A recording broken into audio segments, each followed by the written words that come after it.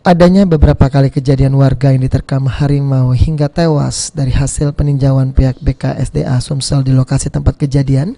Diketahui jika lokasi tersebut dalam wilayah hutan lindung yang menjadi tempat habitat harimau Sumatera. Atas hal tersebut, Genman Suhepti Hasibuan selaku Kepala BKSDA Sumsel menghimbau agar warga tidak melakukan aktivitas di dalam kawasan hutan lindung. Ditambahkan Genman Suhepti pihaknya juga sudah melakukan koordinasi dengan Kepala Dinas Kehutanan dan instansi terkait lainnya untuk melakukan penegakan hukum terhadap warga yang melakukan kegiatan ilegal yang mengganggu tempat habitat satwa liar. Di kawasan lindung.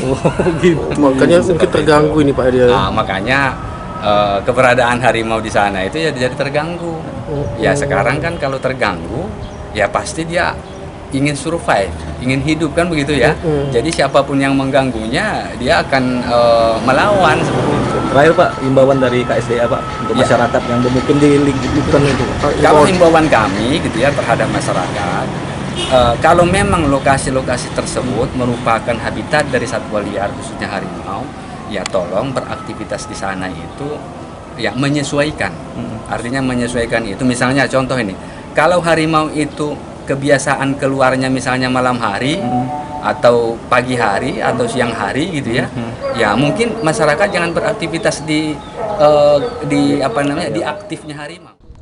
Berdasarkan data BKSDA Sumsel, ada sebanyak 15 harimau Sumatera yang tersebar di tempat habitatnya di Sumsel, yaitu di Kabupaten Musi Banyu Asin, Musi Rawas Utara, Muratara, Lahat, dan Muara Enim, serta Ogan Komering Ulu Oku.